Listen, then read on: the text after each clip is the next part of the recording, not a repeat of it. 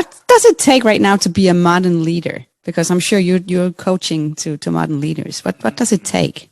Yeah, it takes a willingness to be uncomfortable. It takes a willingness to always be intentional. It sounds paradoxically selfish, but you always have to look and say, how am I learning and how am I growing from this? Like, that's okay. Like, to focus on yourself when you say, okay, what do I learn from this? How do I want to improve myself as a result of whatever experience I'm going through? Right. Yeah. And to realize, to have that growth mindset first is to be open to that, because that's what did it for me. Right. Because before I used to say, oh, leadership is hard. I don't have that. I could never be a good leader.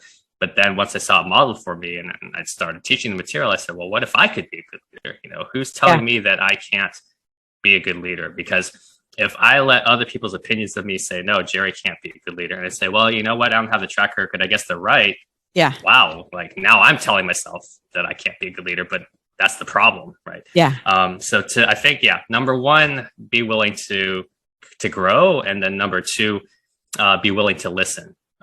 Because I think listening actively and presently is what helps a lot of leaders really build relationships well. Thanks for listening to this episode of Mind Innovation Podcast.